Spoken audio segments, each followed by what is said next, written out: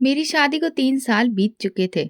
इन 3 सालों में मैंने बहुत कुछ सीखा और सहा। लोगों के चेहरे के पीछे छुपी ऐसी असलियत देखी, जिसके बारे में कभी सोचा भी नहीं था। जब भी मैं मायके जाती, मेरी भाभी मेरा स्वागत ऐसे करती जैसे मैं मेहमान नहीं बल्कि उनकी सगी बहन हूँ। हाथ में चाय का कप, साथ में मेरी पसंद की कुछ चीज़ें बनाकर रखती। वो मेरी चीज़ों और मेरे आराम का पूरा ध्यान रखती। अगर मैं रात को देर से सोती तो मेरे लिए घर में शांत माहौल बना देती। मुझे हमेशा यही लगता रहा कि भाभी ना सिर्फ मेरा सम्मान करती है बल्कि मेरी माँ का भी बहुत ध्यान रखती है। मेरी माँ ने हमें अकेले जिंदगी के तूफानों से बचाकर पाला। पिताजी के देहांत के बाद वो टूट तो गई, लेकिन हमारे सामने कभी कमजोर नहीं पड़ी। सिलाई मशीन उनके कमरे का स्थायी हिस्सा थी। सुबह सुबह उठना, नाश्ता बनाना, हमें तैयार करना, स्कूल भेजना और फिर पूरा दिन सिलाई में लग जाना, यही उनका रोज का रूटीन था। उनके हाथों में हमेशा सुई धागा ही दिखाई देता। मैंने कई बार सोचा, माँ भी तो एक इंसान है, वो भी थकती होगी, लेकिन उनके चेहरे पर थकान के बजाय हौसला नजर आता था। मैं और मेरा भाई, हम दोनों ही उनकी दुनिया थे। माँ हमेशा कहा करती थी, बेटा हो या बेटी, दोनों बराबर होते हैं। मेरे लिए तुम दोनों एक जैसे हो। और सच में माँ ने कभी कोई फर्क नहीं किया। भाई को पढ़ाई करवाई और मुझे भी वो सब कुछ सिखाया जो एक लड़की को आत्मनिर्भर बनाने के लिए ज़रूरी होता है। सिलाई, कढ़ाई, बातचीत का सलीका, यहाँ तक कि माँ ने मुझे आत्मनिर्भरता सिखाई। मेरी शादी हुई तो माँ की आंखों में आंसू भी थे और मुस्कान भी।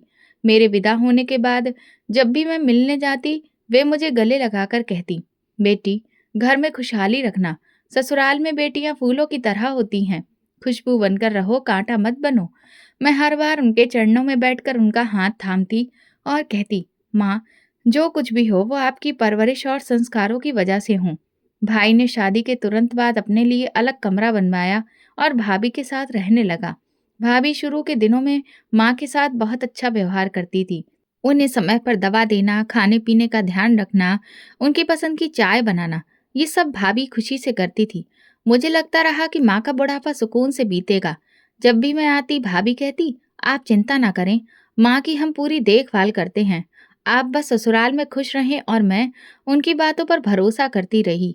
मेरा भरोसा इसलिए भी मजबूत था क्योंकि माँ भी मेरे सामने हमेशा कहती थी, बेटा, तुम्हारी भाभी बहुत सेवा भाव वाली है।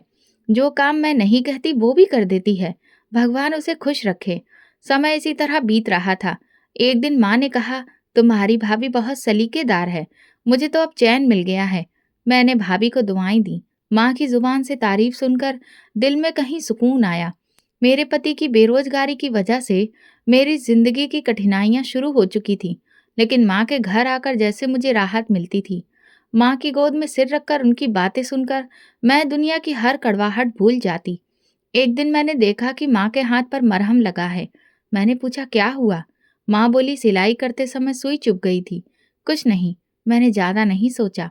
माँ हमेशा छोटे मोटे घाव को मामूली बात समझती थी। मुझे क्या पता था कि कुछ घाव ऐसे भी होते हैं जो दिखाई नहीं देते, और वो बहुत गहरे होते हैं, जो आत्मा पर लगते हैं। पर सच हमेशा वैसा नहीं होता जैसा दिखाई देता है। जिंदगी के पर्दे के पीछे जो दृश्य छिपे होते हैं, वे तभी सामने आते हैं जब वक्त उनका पर्दा उठाता है। और वो वक्त आने वाला था। माँ के घर में भले ही सुकून था, लेकिन मेरी अपनी जिंदगी एक कठिन परीक्षा बन चुकी थी। मेरे पति बहुत पढ़े लिखे थे, एमबीए किया था। शुरुआत में बहुत जोश था कि किसी बड़ी कंपनी में नौकरी मिलेगी, अच्छी पोस्ट मिलेगी और सब कुछ बेहतर हो जाएगा। लेकिन समय ने हमें जिस रास्ते पर ला खड़ा किया, वो सपने कम और हकीकत ज्यादा थी। शादी के तुरंत बाद वो अलग अलग जगहों पर नौकरी के लिए गए। कई इंटरव्यू दिए, कुछ जगहों पर 2-3 हफ्ते काम भी किया, लेकिन या तो कंपनी बंद हो गई या वेतन समय पर नहीं मिला। अक्सर शाम को थककर लौटते और कहते, सोनम, लगता है जैसे किस्मत हमसे नाराज हो गई है। मैं उन्हें हौसला देती, आप मेहनत करते रहें, भगवान जरूर भला करेंगे। लेकिन मेरे उन शब्दों से रसोई का चूल्हा नहीं जलता था। जब पति के पास काम नहीं होता, मैं सिलाई करके थोड़े पैसे जमा करती। माँ कभी कभी कुछ दे देती थी, लेकिन मैं बार बार उनके दरवाजे पर नहीं जा सकती थी। स्वाभिमान भी तो कोई चीज होती है। सास शुरू में चुप रही। उन्हें भी लगा कि कुछ ही दिनों की बात है, लेकिन जैसे जैसे महीने बीतते गए, उनके बोलने का तरीका बदलने लगा। एक दिन शाम को चाय पीते हुए सास ने कहा, सोनम, इस लड़के ने तो बस किताबें पढ़ी हैं, समझदारी नहीं सीखी। हम कब तक इनका बोझ उठाएंगे?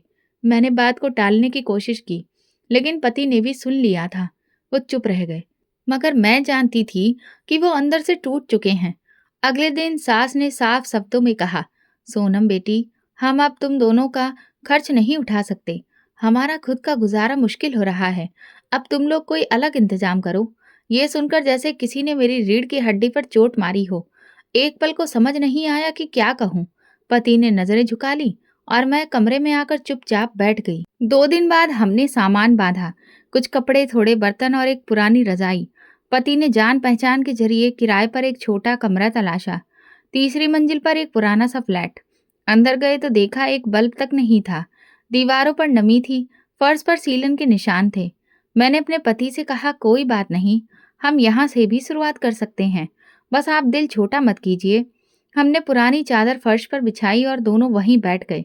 अगले दिन से मैंने गली की एक समझदार महिला से सिलाई का काम लेना शुरू किया। दिन भर सिलाई मशीन चलाती और शाम को थककर चूर हो जाती। मेरे पति अधिकतर घर से बाहर होते, कभी किसी इंटरव्यू के लिए तो कभी किसी संस्था एजेंसी के चक्कर में। एक दिन में थके थके कदमों से लौटे, हाथ में अखबार था। बैठते ही बोले, आज फिर इंटरव्यू दिया। 15 उम्मीदवार और भी थे, एक से बढ़कर एक अनुभवी। मैंने कहा, शायद आज तुम्हारा नंबर हो, लेकिन देखते हैं। और उनका हौसला बढ़ाया, एक दिन जरूर आएगा। ईश्वर किसी की परीक्षा बेवजह नहीं लेता। मैंने कभी शिकायत नहीं की, ना अपनी माँ से ना अपने पति से। लेकिन एक दिन ऐसा भी आया जब हमारे पास आटा खरीदने के भी पैसे नहीं थे। मैंने पुराना पर्स टटोला और बाजार जाकर केवल आटा और चीनी खरीदी। उस दिन दाल भी नहीं थी। पति ने बिना कुछ कहे सूखी रोटी खाई और फिर कहा, सोनम, अगर एक हफ्ते में कुछ ना कर सका तो मैं रिक्शा चलाना शुरू कर दूंगा। मैंने कहा, ईमानदारी की कमाई है, इसमें कोई शर्म की बात नहीं। उन दिनों मैंने कई बार लोगों का व्यवहार बदलता हुआ देखा। जो लोग पहले हमें अपने साथ बैठाते थे, अब मिलते वक्त नजरें चुरा लेते थे। एक पुराना दोस्त पति से मिला और बोला, अभी तक खाली हो, और हंसते हुए आगे बढ़ गया। उस रात मेरे पति ने मुझसे कोई बात नहीं की, लेकिन उन सब लम्हों में एक चीज जो हमें जोड़े रखी थी, वो था एक दूसरे पर विश्वास। मैं जानती थी कि वो जितना भी टूटा हुआ है, मेरे लिए संघर्ष कर रहा है, और वो भी जानता था कि मैं उसके साथ हूँ, चाहे कुछ भी हो। एक दिन शाम को जब संजय घर में दाखिल हुआ, तो उसके चेहरे पर पहली बार वो चमक थी जो मैंने बहुत समय बाद देखी। उसके हाथ में एक एनवेलप था और दरवाजा खोलते ही बोला, सोनम, काम मिल गया है। मैंने जल्दी से पानी का गिलास हाथ में पकड़ा और उसके पास गई। सच? कहाँ? उसने सोफे पर बैठते हुए लंबी सांस ली और बोला, एक निजी कंपनी है, मार्केटिंग सहायक का पद है। इंटरव्यू तो एक हफ्ते पहले दिया था, लेकिन जवाब की उम्मीद नहीं थी। आज फोन आया, कहा है परसों से ज्वाइनिंग करनी है। सैलरी भी अच्छी है, और सबसे अच्छी बात यह कि आने जाने का भत्ता, ट्रांसपोर्ट अलाउंस भी मिलेगा। मैंने मुस्कुराते हुए उसका हाथ थामा और कहा, मैंने कहा था ना, ईश्वर हमारी मेहनत को बेकार नहीं जाने देगा। उस शाम हमने 2 कप चाय और कुछ बिस्किटों से एक छोटी सी पार्टी की। मैंने संजय से कहा, अब हमें समय पर किराया देना होगा, बिजली का बिल भी चुकाना है, और हाँ, मेरी सिलाई मशीन की भी मरम्मत करवानी है। उसने सहमति में सिर हिलाया, और तुम्हारे लिए मैं एक नई साड़ी जरूर लाऊंगा, इस बार की सैलरी से। अगली सुबह मैं जल्दी उठ गई, रसोई साफ की, चाय बनाई, और जब संजय को तैयार होते देखा तो दिल को शांति मिली। मैंने उसकी कमीज ठीक की और जूते पॉलिश किए। जब वो दफ्तर के लिए निकल रहा था तो दरवाजे पर रुककर बोला, सोनम, अब सब बदल जाएगा। दरवाजा बंद होते ही मैंने दूसरी साड़ी पहनी और कुछ पैसे जो मुश्किल समय के लिए रखे थे, उनमें से एक मिठाई का डिब्बा लिया। मेरे मन में बस एक ही बात थी, ये खबर सबसे पहले माँ को देनी है। वही थी जिन्होंने हर बार मेरा हौसला बढ़ाया था। जब जेब खाली होती थी, माँ का दिया हुआ वो 100 का नोट किसी खजाने की तरह निकलता था। फिर मैं रिक्शे में बैठ गई। माँ के मोहल्ले की गलियों में प्रवेश करते हुए एक जानी पहचानी खुशबू महसूस हुई। वही गली, वही दरवाजा, वही खिड़की, जहां से कभी मैं और भाई झांकते थे। दिल में एक अजीब सी खुशी थी कि इस बार मैं कोई शुभ समाचार सुनाने आई हूँ। दरवाजा खटखटाया, भाभी ने दरवाजा खोला। मुझे देखते ही थोड़ी चौंकी, फिर हल्के लहजे में बोली, आइए। मैंने मिठाई का डिब्बा हाथ में उठाया और कहा, बस खुशखबरी देने आई हूँ। संजय को अच्छी नौकरी मिल गई है। सोचा माँ को बताऊं। उन्होंने बहुत प्रार्थना की थी। भाभी ने दरवाजा थोड़ा और खोला और कहा, अंदर आ जाइए। माँ अपने कमरे में हैं। मैं अंदर गई तो माहौल कुछ बदला बदला सा लगा। माँ का कमरा साधारण था, जैसा हमेशा होता था, लेकिन दीवारों और दरवाजों पर एक अजीब सी खामोशी छाई हुई थी। माँ खाट पर बैठी थी। मेरे कदमों की आहट सुनकर उन्होंने नजरें उठाईं। फिर चेहरे पर वही मुस्कान थी जो हमेशा मुझे हिम्मत देती थी। सोनम मेरी बच्ची आ गई। माँ ने मेरे हाथ थाम लिए। मैंने डिब्बा उनके हाथ में थमाते हुए कहा, माँ, इन्हें नौकरी मिल गई है। एक बड़ी कंपनी में तनख्वाह भी अच्छी है। सोचा सबसे पहले आपको बताऊं। माँ ने आंखों में नमी लाकर सिर हिलाया। ईश्वर का धन्यवाद है। मेरी प्रार्थनाएं रंग लाईं। मैं उनके पास बैठ गई और हम दोनों ने मिठाई खाई। माँ ने कहा, अब सब अच्छा होगा। तुम भी सुकून से जी सकोगी। हम थोड़ी देर तक बीते दिनों की बातें करते रहे। माँ ने मेरी सिलाई, संजय की मेहनत और हमारे कठिन दिनों की बातें की। भाभी चुपचाप कमरे में आती जाती रही, लेकिन उनकी मौजूदगी में कुछ तनाव सा महसूस हो रहा था। माँ ने मेरे सिर पर हाथ रखा और कहा, बेटा, ये जो दिन बीत गए हैं, उनका दुख मत रखना। दिल में विश्वास रखना। सब अच्छा होगा और तुम दोनों सुखी रहोगे। मैंने जवाब दिया, माँ, बस आपके आशीर्वाद का असर है। और अब जब कुछ हाथ में आया है, तो मैं चाहती हूँ कि आपकी दवाइयाँ, आपकी छोटी-मोटी ज़रूरतें पूरी हों। माँ कुछ कहना चाहती थी, लेकिन शायद भाभी की मौजूदगी ने उन्हें रोक दिया। मैंने खुद भी महसूस किया कि भाभी की नज़रें बार-बार कुछ और कह रही हैं। मैंने माँ का हाथ पकड़ा और कहा, अब इजाज़त दें। शाम को संजय आ जाएगा। उसे सब बताना है। दरवाजे पर आकर मैंने पीछे मुड़कर माँ को देखा। वो अभी तक वहीं चारपाई पर बैठी थी और दरवाजे की ओर देख रही थी। उनकी आंखों में एक चमक थी, शायद खुशी की, शायद वो रोशनी जो एक माँ अपने बच्चे की खुशी में महसूस करती है। मैं दरवाजे से बाहर निकली, लेकिन दिल में एक अजीब सी बेचैनी थी। भाभी की खामोशी, उनकी नजरें और माँ का ठहराव कुछ था जो शब्दों से बाहर था। मैं माँ से मिलकर आई थी और दिल में एक अजीब सा सुकून लेकर लौटी थी। संजय को सब विस्तार से बताया। उसने मुस्कुराकर कहा, चलो अच्छा किया। माँ का आशीर्वाद लेने गई थी। यही आशीर्वाद काम आते हैं जिंदगी में। अगले दिन शाम को माँ का ख्याल फिर दिल में आया। मैंने सोचा कुछ दिनों बाद फिर मिठाई लेकर जाऊंगी। फिर एक दिन ऐसा हुआ, मैं बाजार से गुजर रही थी कि एक छोटे से उपहार पैक पर नजर पड़ी। मैंने सोचा ले लेती हूँ यूं ही। उसमें इत्र की एक छोटी सी शीशी थी। माँ को खुशबुओं का बहुत शौक था। उसी दिन सोचा कि रिक्शा लेकर माँ से मिलने जाऊं।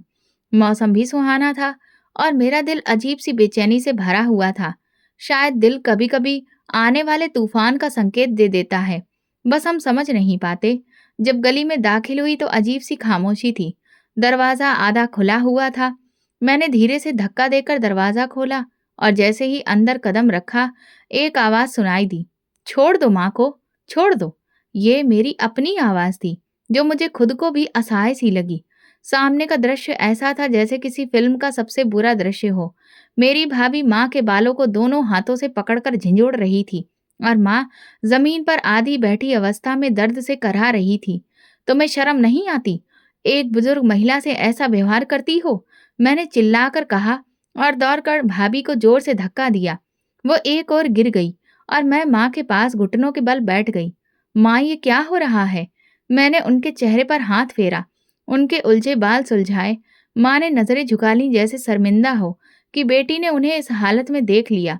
लेकिन अब मुझसे सब्र नहीं हो रहा था। मैंने गुस्से से पलटकर भाभी की तरफ देखा।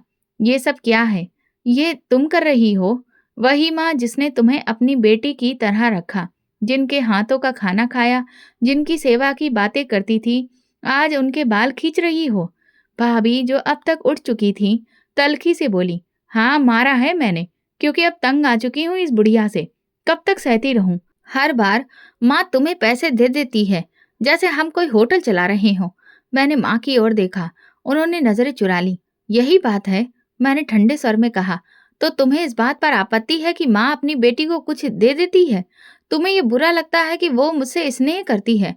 भाभी ने तिरस्कार से हंसते हुए कहा, ये स्नेह नहीं है, ये तो मूर्खता है। तुम्हें पालने के चक्कर में ये बुढ़िया हमारे घर में बोझ बनकर बैठी है। सच कहूँ तो मन करता है कि इसे कहीं बाहर फिकवा दूँ। मेरा दिल जैसे सीने से बाहर आने को था। मैंने माँ के कंधों को थामा। माँ, चलिए यहाँ से। अब आप यहाँ एक दिन भी नहीं रहेंगी। जैसे ही दरवाज़ा खुला, भाई ने भीतर कदम रखा। उसके चेहरे पर साफ घबराहट झलक रही थी। वो सीधे मेरे सामने आकर खड़ा हुआ और माँ की ओर देखा, जो दीवार के पास सहमी हुई खड़ी थी। मैंने आगे बढ़कर कहा, भाई, कम से कम सच जानने की कोशिश तो करें। एक बार मेरी बात तो सुनिए। उसने हाथ के इशारे से मुझे चुप करा दिया। ना मुझे तुम्हारी बात सुननी है और ना किसी सफाई की जरूरत है। बहुत हो गया ये तमाशा। हर दूसरे दिन कोई नया मुद्दा। भाभी पीछे खड़ी थी, चुप। लेकिन ऐसा लग रहा था जैसे उनकी योजना सफल हो चुकी हो। मैंने फिर कहा, सिर्फ इतना सुन लीजिए। माँ पर हाथ उठाया गया है। मैं आपसे कुछ नहीं कह रही, बस न्याय की बात कर रही हूँ। भाई ने तेज स्वर में कहा, न्याय? तुम्हें कोई हक नहीं है हमारे घर के मामलों में दखल अंदाजी करो। अगर माँ को तुम्हारे साथ रहने का इतना ही शौक है तो उन्हें ले जाओ। हमें किसी के सहारे की जरूरत नहीं है। मैंने माँ की ओर देखा। उनकी आंखें आंसुओं से भरी थीं। वो कुछ कहना चाहती थी, लेकिन शायद उनमें बोलने की हिम्मत नहीं बची थी। मैंने भाई की ओर देखा। शायद उसमें कुछ दया जाग जाए, लेकिन वो और भी कठोर स्वर में बोला, ये दरवाजा है, बाहर निकल जाओ। आज के बाद तुम दोनों के लिए इस घर में कोई जगह नहीं है। मैंने माँ का हाथ पकड़ा और उनके पास जाकर प्यार से कहा, चलिए माँ, हमें किसी के घर पर नहीं रहना है। भाई दरवाजे से हट गया और मैंने माँ को धीरे धीरे बाहर ले जाना शुरू किया। हम दोनों ने फिर पीछे मुड़कर नहीं देखा। दरवाजा जोर से बंद हुआ और जो आवाज भीतर से आई वो थी पूरी तरह से रिश्ता खत्म होने की।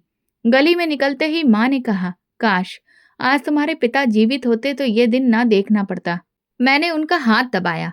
अगर पिताजी जिंदा होते तो आपकी कद्र जरूर होती, लेकिन माँ, आपकी बेटी अभी जिंदा है। रिक्शा लेकर हम सीधे अपने किराए के मकान पहुंचे। मैंने दरवाजा खोला, माँ को सहारा दिया और भीतर ले गई। वो चुपचाप चारपाई पर बैठ गईं। मैंने उन्हें पानी दिया, उनके जूते उतारे और पंखा चालू कर दिया। कमरे में सन्नाटा था। माँ की नजरें छत की ओर थीं और मेरा दिल लगातार सोच रहा था कि इस उम्र में उन्होंने ये सब कुछ कैसे सह लिया। मैंने उनका बैग खोला जो वे साथ में लाई थीं। अंदर एक पुराना बटुआ, 2 जोड़ी कपड़े और एक सूती दुपट्टा था। माँ, आप पूरी जिंदगी का सामान एक छोटे से बैग में समेट लाईं। मैं रसोई में गई, चूल्हा जलाया और चाय चढ़ाई। साथ ही सोचती रही कि माँ को ये सब भूलने में कितना समय लगेगा और मुझे ये सब सहन करने में कितना। शाम को संजय आया तो दरवाजा खोलते ही चौंक गया। मैंने संक्षेप में कहा, माँ हमेशा के लिए आ गई है। भाई ने हमें घर से निकाल दिया है। संजय अंदर आया और माँ को देखकर चुपचाप बैठ गया। माँ ने नजरें नीची कर ली जैसे शर्मिंदा हो। संजय ने मुझसे पूछा, ये फैसला कब लिया गया? मैंने सीधे शब्दों में कहा, फैसला उन्होंने किया, हमने तो बस सहा है। उसने कुछ नहीं कहा, चुपचाप कमरे में चला गया। थोड़ी देर बाद माँ बोली, तुम्हारे पति को मेरी वजह से कोई परेशानी ना हो। मैंने उनके पैर दबाने शुरू किए और कहा, परेशानी तो तब होती माँ जब कोई बोझ बन जाए। आप तो मेरा सहारा हैं। उस रात हमने सादा सा खाना खाया। माँ ने बहुत थोड़ा खाया। शायद तबीयत के साथ साथ दिल भी भरा हुआ था। मैंने बिस्तर लगाया, माँ को कंबल उड़ाया और खुद उनके पास बैठ गई। रात को देर तक माँ सो नहीं सकी। मैंने कहा, सो जाओ माँ, सब ठीक हो जाएगा। उन्होंने धीमी आवाज में कहा, बेटी, मैंने बहुत कुछ सह लिया है। अब बस चाहती हूँ कि जो समय बचा है वो सुकून से बीते। मैंने उनका माथा सहलाया और कहा, ये घर आपका है, यहाँ आपको कोई कुछ भी नहीं कहेगा। कमरे में खामोशी थी। बाहर सड़क पर कुछ आवारा कुत्तों के भौंकने की आवाजें आ रही थीं, लेकिन अंदर हम दोनों माँ बेटी एक दूसरे का सहारा बनकर सुकून तलाशने की कोशिश कर रहे थे। मैं जानती थी कि अगला दिन सब कुछ बदल देगा। माँ की दवाइयाँ, उनका आराम और संजय के स्वभाव को लेकर एक नई लड़ाई शुरू होगी। लेकिन मैं तैयार थी, क्योंकि अब मेरे साथ माँ थी और यही साथ मेरे लिए सब कुछ था। सुबह मामूली सी मुस्कान के साथ मैंने नाश्ता तैयार किया। माँ अब तक सो रही थी। संजय रात को देर से आया था, इसलिए उसे जगाने का मन नहीं हुआ, लेकिन मेरे मन में हल्की चिंता थी। कल जो हुआ उसका असर आज जरूर दिखेगा। संजय की चुप्पी भी कुछ संकेत दे रही थी। रसोई में बर्तन समेटते हुए मैंने सुना, कमरे का दरवाजा खुला। संजय की चप्पलों की आवाज धीरे धीरे मेरी ओर बढ़ रही थी। वह रसोई के दरवाजे पर आकर रुका। मैंने सिर उठाकर हल्की सी मुस्कान दी। चाय दूं? उसने सीधा सवाल किया, ये कब तय हुआ कि तुम्हारी माँ हमारे घर में आकर रहेगी? मैंने चाय का कप ट्रे में रखा और कहा, ये तय नहीं था, मजबूरी थी, तुम्हें सब बताने ही वाली थी, लेकिन रात बहुत हो गई, भाई ने घर से निकाल दिया, वो भी माँ को गाली देकर। मैं उन्हें कैसे छोड़ देती? उसने गहरी सांस ली। देखो, मैं तुम्हारा दुख समझता हूँ, लेकिन मेरी भी सुनो, अभी मेरी नौकरी नई है, साधन सीमित हैं और ऊपर से ये अचानक आई जिम्मेदारी। मैंने चाहकर ये जिम्मेदारी अपने हाथ में नहीं ली। ये मेरी माँ है। जिंदगी के कठिन समय में उन्होंने मेरा साथ दिया। अब मैं कैसे उन्हें अकेला छोड़ दूं? वो कुर्सी पर बैठते हुए बोला, सोनम तुम जानती हो, मैं तुम्हें कभी मना नहीं करता, लेकिन तुमने मुझसे सलाह तक नहीं ली। मैं उसके सामने बैठ गई। कुछ फैसले बिना सलाह के लेने पड़ते हैं। जब कोई रास्ता ना हो तो दिल की सुननी पड़ती है। और मेरा दिल ये कभी स्वीकार नहीं करता कि मेरी माँ दर दर की ठोकरें खाए। उसने एक घूंट लिया, फिर बोला, मेरी माँ क्या सोचेगी? वो पहले ही समझती है कि तुम मुझ पर हावी हो। अब जब वो सुनेंगी कि मैं तुम्हारी माँ को अपने घर में रख रहा हूँ, तो उनकी प्रतिक्रिया क्या होगी? मैंने गंभीरता से कहा, तुम्हारी माँ को हम समझा सकते हैं, लेकिन क्या ये बात महत्वपूर्ण है कि लोग क्या कहेंगे, या ये कि हम एक बुजुर्ग महिला को छत दे रहे हैं? वो चुप हो गया, फिर बोला, तुम एक बात समझ लो, मैं अभी इस लायक नहीं हूं कि दो घरों की जिम्मेदारी उठा सकूं। और अगर तुम अपनी माँ को रखना चाहती हो, तो पहले सोच लो कि इसका नतीजा क्या निकलेगा। मैंने हैरानी से उसकी ओर देखा। तुम कहना क्या चाहते हो? क्या मैं माँ को वापस उसी घर छोड़ आऊं जिसने दरवाजा बंद करके हमें निकाल दिया? संजय ने नजरें चुराते हुए कहा, कम से कम वो उनकी जिम्मेदारी है। वो पुरुष है, बेटा है, उसे निभाना चाहिए। यह हमारा फर्ज नहीं बनता। मेरे दिल में चोट सी लगी, लेकिन मैंने नरमी से कहा, अगर बेटा होने से जिम्मेदारी पूरी हो जाती तो आज माँ यहाँ ना होती। अगर तुम मेरी जगह होते तो क्या यही करते? अपनी माँ को ऐसे ही बेसहारा छोड़ देते? वो थोड़ी झुंझलाहट से बोला, तुम हर बात को भावनात्मक रंग दे देती हो। मैं हकीकत की बात कर रहा हूँ। मैंने संयम से कहा, हकीकत यह है कि माँ बूढ़ी हो चुकी है और अब वो हमारे रहमो करम पर है। हम उन्हें रखें या छोड़ दें, फर्क सिर्फ जमीर का है। संजय ने चाय खत्म की और कुर्सी से उठते हुए कहा, मेरा जमीर तब भी जागता है जब हम बिजली का बिल समय पर नहीं दे पाते, जब तुम कपड़ों की सिलाई समय पर पूरी नहीं कर पाती, और अब इस सब में एक और व्यक्ति शामिल हो गया है। मैंने खड़े होकर सीधा उससे पूछा, तो बताओ संजय, क्या तुम चाहते हो कि मैं माँ को निकाल दूं, ये कहकर कि हम उनका बोझ नहीं उठा सकते? उसने थोड़ी देर की चुप्पी के बाद कहा, हाँ, चाहता हूं। तुमने पूछा, मैंने सच कह दिया। मैं नहीं चाहता कि वो इस घर में रहे। मेरे पांव जैसे जमीन से चिपक गए। मैंने धीरे से कहा, तो फिर संजय ये जान लो कि अगर माँ इस घर से जाएगी तो मैं भी उनके साथ जाऊंगी। उसने एक पल मेरी आंखों में देखा, फिर दरवाजा खोला और बाहर चला गया। संजय के जाने के बाद कमरे में ऐसी खामोशी थी जैसे कोई जनाजा उठा हो। मैं वहीं खड़ी रही। अभी भी वही शब्द मेरे कानों में गूंज रहे थे, मैं नहीं चाहता कि वो इस घर में रहे। मेरी पीठ की तरफ हल्की सी सरसराहट हुई। मैंने पलट कर देखा, माँ दरवाजे के पास खड़ी थी। उनका चेहरा भावहीन था, लेकिन आंखें साफ बता रही थी कि वो सब कुछ सुन चुकी हैं। मेरे पैरों तले जमीन खिसक गई। माँ की आंखों में मैंने शब्द तलाशने की कोशिश की, लेकिन वो बस एक धीमी सी मुस्कान के साथ बोली, सब सुन लिया बेटा। दरवाजा थोड़ा खुला रह गया था, आवाज बाहर आ रही थी। मैंने आगे बढ़कर उनका हाथ थामा। माँ, आपने जो सुना वो बस एक पल का गुस्सा था। संजय नाराज था, वो दिल से नहीं कहना चाहता था। वो चारपाई पर बैठ गईं। उनके हाथ मेरे हाथ में थे, लेकिन अब उसमें वो गर्माहट नहीं थी जो पहले हुआ करती थी। वो कुछ देर चुप रही, फिर बोली, बेटी, एक बात कहूँ, बुरा मत मानना, मुझे वृद्धाश्रम भेज देना। ये वाक्य सीधा था और ऐसा लगा जैसे किसी ने चुभती हुई बात कह दी हो। मेरे होंठ सिले रह गए। माँ, ये कैसा ख्याल आ गया आपको? उन्होंने मेरी ओर देखा। कभी कभी इंसान खुद को बोझ महसूस करने लगता है, और जब दूसरों से भी वही अनुभव हो तो वृद्धाश्रम की दीवारें अपनी सी लगने लगती हैं। मैं उनके पास घुटनों के बल बैठ गई और कहा, आप बोझ नहीं है माँ, ये घर आपका है, आपकी बेटी का है, और आपको यहाँ से कोई नहीं निकाल सकता। माँ ने हल्के से सिर हिलाया, जैसे बात सुन तो ली हो लेकिन मानने को तैयार ना हो। संजय ने जो कहा वो भी सही है बेटा। उसका दबाव, नौकरी, छोटा घर, खर्चे सब समझती हूँ, और मैं तुम पर बोझ नहीं बनना चाहती। मैंने संयम रखते हुए कहा, अगर रिश्ते दबाव में तोले जाने लगे माँ, जैसा रिश्ता तो सबसे कीमती हो जाता है। कमरे में फिर सन्नाटा छा गया। माँ की आंखों में कई सवाल थे और मेरे दिल में ढेरों जवाब, जिनका शायद कोई असर नहीं हो रहा था। उसी शाम संजय घर लौटा। चेहरा थका हुआ था। शायद उसने भी दिन भर यही सोचा हो। दरवाजा खोलते ही उसने मेरी तरफ देखा, फिर माँ पर नजर पड़ी। उसका लहजा नहीं बदला, लेकिन बर्ताव थोड़ा नरम लगा। खाना है? वो बोला। मैंने उत्तर दिया, हाँ तैयार है। हम तीनों ने एक साथ खाना खाया, लेकिन एक मेज पर बैठे तीन अलग अलग कहानियों वाले लोग थे। संजय खाने के बाद कमरे में चला गया। मैं माँ के बर्तन उठाने लगी तो माँ ने मेरा हाथ पकड़ लिया। बेटा, अब हर कदम सोच समझ कर रखना है। मैंने नरमी से कहा। माँ, अगर कदम रुकने लगे तो जिंदगी बिखर जाती है। हम साथ रहेंगे, कुछ ना कुछ कर लेंगे। अगली सुबह माँ पूजा पाठ करके बाहर आ गई। मैंने उनके लिए चाय बनाई और साथ में 2 बिस्किट रखे। वो खामोशी से चाय पीती रही, फिर अचानक बोली, सोनम, एक रिश्ता सिर्फ बोलने से नहीं बनता, बर्ताव से भी बनता है। और जब बर्ताव बदल जाए तो रिश्ता जीते जी मर जाता है। मैंने बात काटते हुए कहा, माँ, संजय को वक्त दो। उसका दिल बदला है, लेकिन शायद हालात ने ऐसा करवाया है। माँ ने प्याला नीचे रख दिया।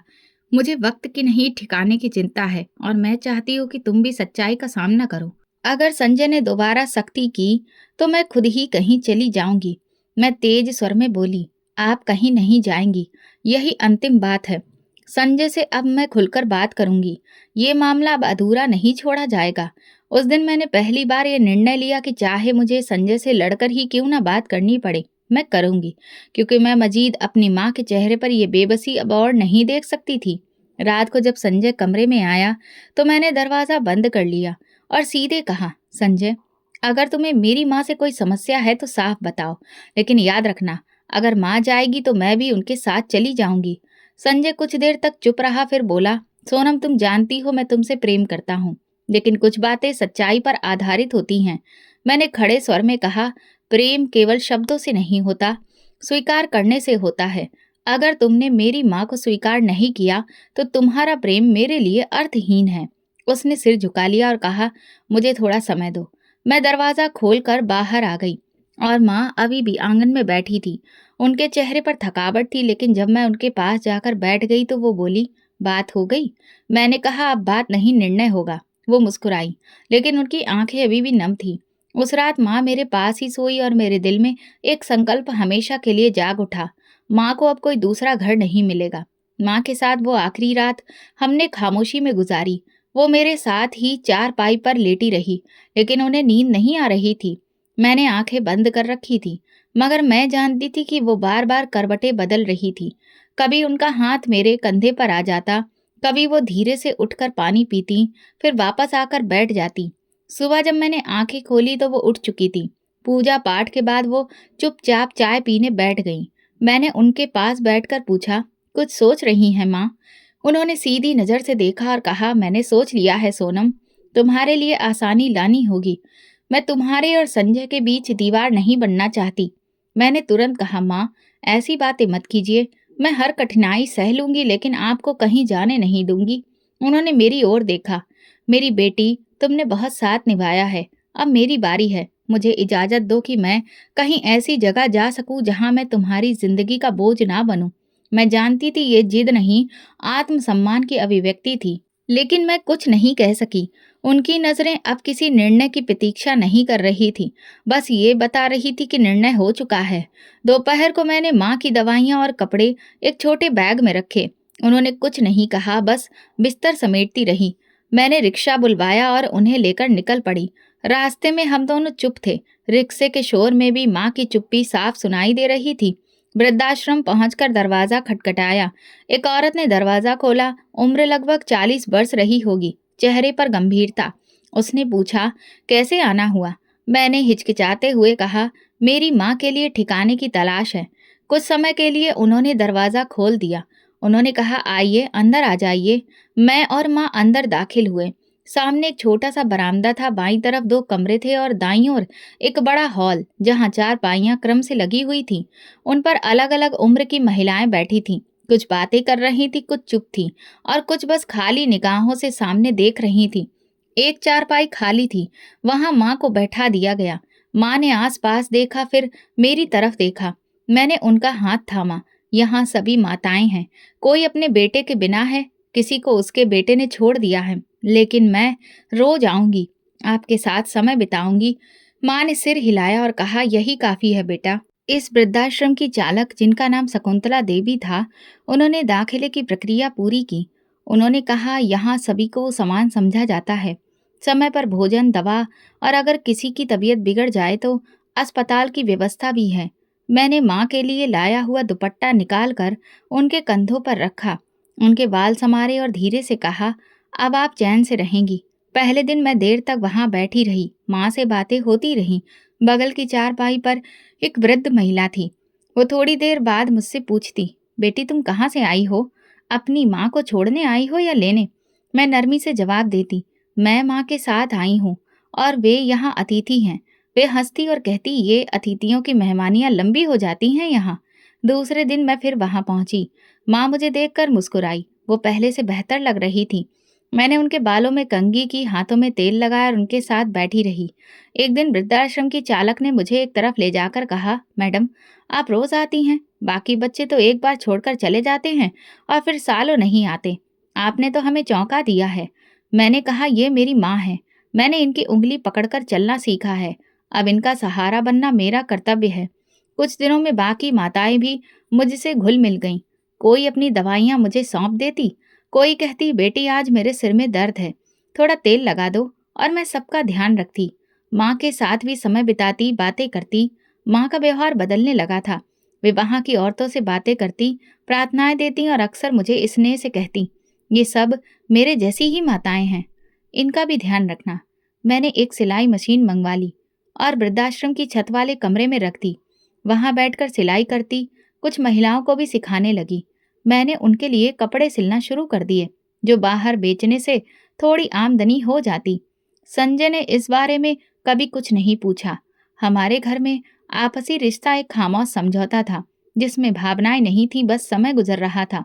अब वो वृद्धाश्रम मेरे दिन का वो हिस्सा बन गया था, जहां मैं खुलकर सांस ले पाती थी, जहां मेरे आसपास ऐसी महिलाएं थी जिन्होंने सब कुछ खोकर भी हार नहीं मानी थी। एक दिन माँ ने मुझसे कहा, बेटी यहाँ तो मेरे जैसी कई माएँ हैं, लेकिन इन सबको कोई सोनम नहीं मिली। भगवान तुम्हें खुश रखे। तुमने सिर्फ एक माँ नहीं बल्कि कई माँओं का सहारा बनकर दिखाया है।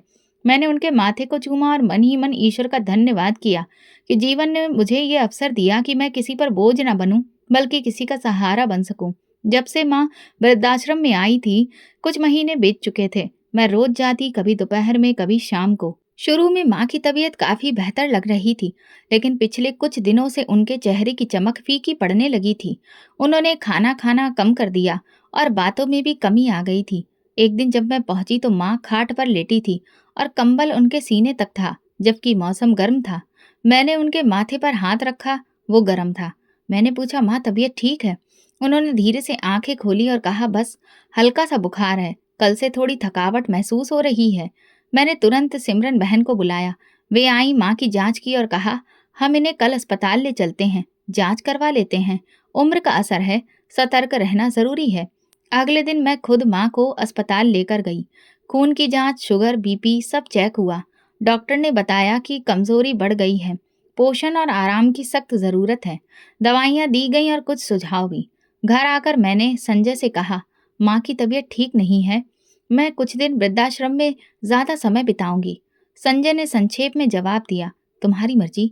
अगले दिन जब मैं दोपहर में पहुंची तो माँ खाट पर लेटी थी और हाथ में कोई तस्वीर थी। आंखें बंद थीं, लेकिन होंठ हिल रहे थे। मैंने धीरे से पुकारा, माँ। उन्होंने आंखें खोली और धीमी आवाज में कहा, आ गई मेरी बच्ची। मैंने उनके हाथ दबाए और पूछा, कैसी तबीयत है? उन्होंने कहा, आज कुछ अच्छा नहीं लग रहा, शायद अब चलने का समय आ गया है। मैंने तुरंत उनकी बात काट दी, ऐसी बातें मत कीजिए, आप ठीक हो जाएंगी, मैं आपकी दवा लेकर आती हूँ। उन्होंने मेरा हाथ पकड़ लिया और कहा, बेटा, जो समय भगवान ने तय किया होता है उसे कोई नहीं बदल सकता, लेकिन मैं संतुष्ट हूँ कि मेरी बेटी ने वो सब कर दिखाया जो शायद बेटे भी ना कर पाते। मैं उनके सिरहाने बैठ गई और उनके सिर पर हाथ फेरते हुए बोली, माँ, कुछ ही दिन की बात है, आप फिर से ठीक हो जाएंगी। हम दोनों बाजार चलेंगे, आपको नई साड़ी दिलवाऊंगी। माँ हल्के से मुस्कुराई, लेकिन वो मुस्कान कमजोर थी। उनकी आंखों में नमी उभर आई। उन्होंने कहा, साड़ी बाद में ले लेना। अभी तो सिर्फ तुम्हें आशीर्वाद दे रही हूँ कि तुम हमेशा सुरक्षित रहो। उसी रात जब मैं घर गई तो दिल में एक अजीब सी बेचैनी थी। सुबह के समय फोन बजा। शकुंतला जी की कॉल थी। मैंने तुरंत फोन उठाया। सोनम जी, उनकी आवाज में शांति थी। फिर उन्होंने धीमी आवाज में कहा, बेटी, माँ अब इस दुनिया में नहीं रही। रात में उनकी तबीयत बिगड़ गई और वे हमें छोड़ गईं। मेरे हाथ से फोन गिरते गिरते बचा। मैं कुछ देर स्तब्ध बैठी रही, फिर जल्दी से कपड़े बदले और रिक्शा लेकर वृद्धाश्रम पहुंच गई। माँ की चारपाई पर अब सफेद चादर पड़ी थी। उनके चेहरे पर शांति थी, जैसे कोई बहुत थक कर गहरी नींद में सो गया हो। मैं उनके पास गई और उनका हाथ पकड़ा, जो अब ठंडा हो चुका था। मेरी आंखों से आंसू बह रहे थे, लेकिन मेरी आवाज बंद हो चुकी थी। शकुंतला जी ने आकर मेरे कंधे पर हाथ रखा और कहा, सोनम, माँ बहुत शांति से गई हैं। उन्होंने आखिरी समय तक तुम्हारा नाम लिया। उनकी आखिरी प्रार्थना तुम्हारे लिए थी। वृद्धाश्रम की दूसरी महिलाएं भी आ गईं। कोई मेरा हाथ थामती, कोई प्रार्थना देती, कोई कहती। हमने कभी किसी को माँ की सेवा यूं करते नहीं देखा। मैं बस चुप रही। उस समय शब्द अर्थहीन हो गए थे। माँ चली गई थी, लेकिन उनकी छुअन मेरे हाथों में रह गई थी। अंतिम संस्कार का प्रबंध वृद्धाश्रम ने किया। माँ के अंतिम संस्कार के बाद मैंने उनकी अस्थियों का विसर्जन किया और दिल से प्रार्थना की, हे भगवान, मेरी माँ को स्वर्ग का हिस्सा बनाना। वापसी पर जब मैं फिर वृद्धाश्रम पहुंची, वहां की महिलाएं मुझे गले लगाकर रोने लगीं। एक बुजुर्ग महिला ने कहा, सोनम, हम सब भी तेरी माँ हैं। तू सिर्फ अपनी माँ की सेवा नहीं करती थी, तूने हम सबको बेटी जैसा प्रेम दिया है। मैंने उन सभी को देखा और कहा, जब तक सांस है मैं हर माँ की बेटी रहूंगी। जीवन में कई रिश्ते रास्ते में छूट जाते हैं, लेकिन जब माँ का साया उठ जाता है तो इंसान अधूरा हो जाता है। माँ के जाने के बाद कई दिनों तक मैंने खुद को वृद्धाश्रम के कार्यों में व्यस्त रखा। हर सुबह वहां जाकर किसी की दवा का पर्चा संभालना, किसी के कपड़े सिलवाना और शाम को वही कुछ समय बिताकर माँ की खाली चारपाई को देखती रहती। एक दिन जब मैं वृद्धाश्रम पहुंची तो दरवाजे पर एक अपरिचित महिला मेरा इंतजार कर रही थी। उनकी उम्र मध्यम थी। कपड़े सादे थे, हाथ में पुरानी फाइल और आंखों में पहचान की चमक थी। उन्होंने मुझे देखकर कहा, तुम सोनम हो, गंगा की बेटी? मैंने सिर हिलाकर हाँ कहा। उन्होंने मुस्कुराते हुए फाइल आगे बढ़ाई और कहा, मैं तुम्हारी माँ की पुरानी दोस्त हूँ। माँ तुम्हारी बहुत बातें करती थी। उनके जाने के बाद ये जिम्मेदारी मुझे सौंपी गई थी, जिसे उन्होंने विशेष रूप से तुम्हें देने को कहा था। मैंने वो फाइल थामी और पूछा, क्या अमानत है? उन्होंने कहा, तुम घर जाकर देख लेना, सब कुछ लिखा है।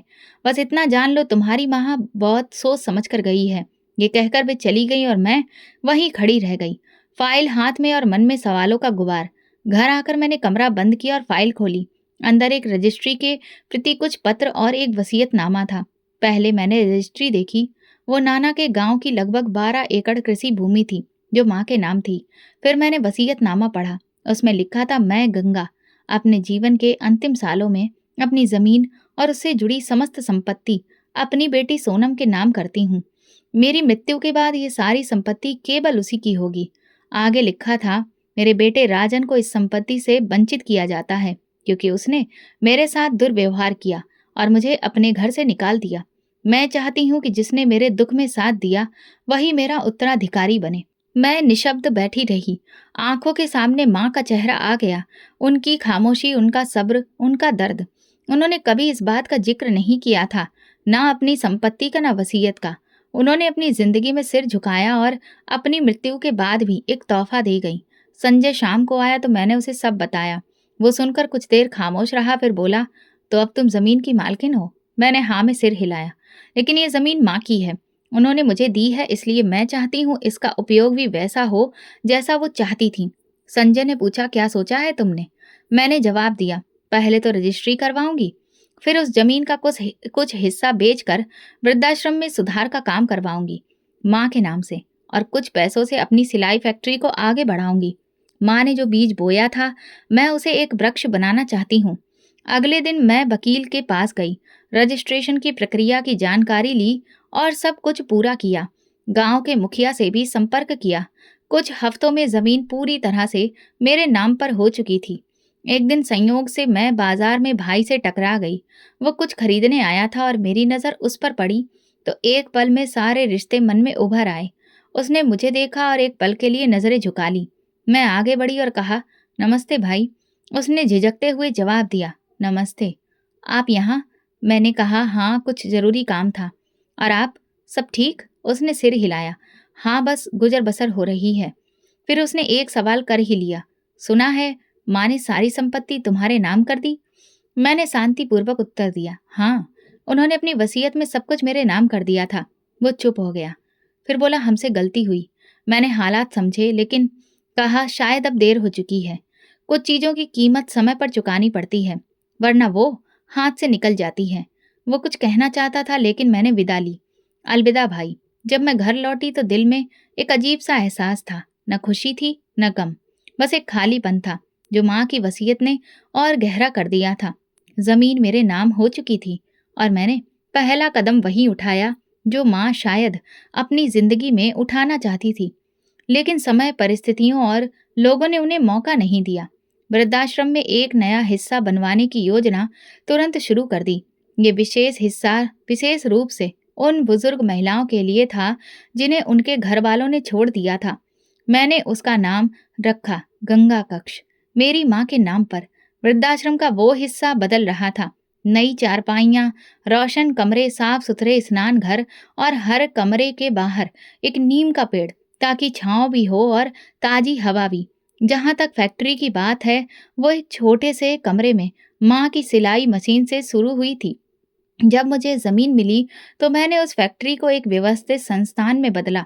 नाम रखा गंगा क्रिएशन। वहां मैंने सिलाई, कढ़ाई, बुनाई और छोटी दस्तकारी के काम शुरू कराए। अधिकतर महिलाएं वही थी जिन्हें उनके घरों से निकाल दिया गया था। ये वे थी जिनके पास हुनर तो था, लेकिन अवसर नहीं। रोज सुबह मैं फैक्ट्री जाती, काम देखती, ऑर्डर चेक करती, मजदूरों की बातें सुनती और शाम को वृद्धाश्रम आ जाती। मेरी जिंदगी अब दो हिस्सों में बटी थी, लेकिन सुकून दोनों जगहों से आता था। हर दिन एक नई सफलता, हर चेहरे पर नई उम्मीद। घर के हालात माँ की बदौलत अब बहुत बेहतर हो चुके थे। हम एक अच्छे किराए के घर में रहने लगे थे। पति संजय भी अपने बर्ताव पर बेहद शर्मिंदा था, पर मुझे उससे कोई शिकायत नहीं थी। जब सगा बेटा बदल सकता है तो दामाद का क्या कसूर। कुछ दिन बाद मैं एक धार्मिक संस्था में शामिल हुई थी, जहाँ मेरी फैक्ट्री का स्टॉल भी लगा था। वहीं एक चेहरा अचानक सामने आ गया, जिसे देखे बहुत समय हो गया था। भाई राजन, सादा वस्त्रों में, चेहरे पर पछतावा और आंखों में शर्मिंदगी, मेरी ओर बढ़ते हुए बोला, सोनम। मैंने ठंडे स्वर में जवाब दिया, जी भाई। उसने झिझकते हुए कहा, बस यूं ही आया था, देखने और टहलने के लिए। तुम्हारा नाम देखा तो दिल कुछ महसूस करने लगा। मैंने कहा, आपकी जिंदगी में सच्चाई का समय तो बहुत पहले ही गुजर चुका। अब जो बचा है वो केवल जवाब है। वो चुप हो गया। कुछ पल बाद बोला, सोनम, माँ के जाने के बाद मैं बहुत उदास रहता हूँ। लगता है जैसे सब कुछ खो गया हो। मैंने गहरी नजर से उसे देखा और कहा, जब माँ को घर से निकाला था तब सोचा था कि सिर्फ एक बुरी औरत जा रही है। असल में तुम अपनी जड़ काट रहे थे। जिन माता पिता को छोड़ दिया जाए वही तुम्हें छोड़ देते हैं, और उनके साथ तुम्हारा नसीब भी चला जाता है। उसने धीरे से कहा, मुझे अपनी गलती का एहसास है, और शायद यही मेरी सजा है। मैंने उत्तर दिया, सजा समय देता है और समय ही क्षमा करता है। मेरी तरफ से क्षमा है, लेकिन तुम माँ के चरणों की धूल अब दोबारा नहीं पा सकोगे। मैं मुड़कर अपने स्टॉल की ओर चली गई। पीछे से कोई आवाज नहीं आई। मैं जानती थी समय ने उसे सब कुछ सिखा दिया था। वृद्धाश्रम में गंगा आश्रय पूरी तरह से बन चुका था। उसकी एक समापन समारोह रखी गई, जिसमें शहर के प्रमुख लोग आए। मैंने माँ की एक बड़ी तस्वीर बीच की दीवार पर लगवाई और नीचे लिखवाया, जिसने दिया कभी वापस नहीं मांगा, जिसने सहा कभी शिकायत नहीं की। ये उन सबके नाम जिन्होंने अपनी बेटी को दुनिया की सबसे अनमोल विरासत दी, साहस। मैंने चुपचाप उस तस्वीर को देखा। आंखें नम थी, लेकिन दिल मजबूत था। जिंदगी ने मुझे बहुत कुछ दिखाया, लेकिन मेरी माँ ने सिखाया कि दुख से डरना नहीं चाहिए, उसे एक अवसर समझो। और मैंने उस शिक्षा को अपनी पूरी जिंदगी में अपनाया। आज मैं अकेली नहीं थी। मेरा पति था, मेरी फैक्ट्री थी, मेरी माँ की यादें थीं। वो माँ जिन्होंने मुझे बेटी कहा, और वो खुशबू जो सिर्फ एक सच्चे रिश्ते से आती है।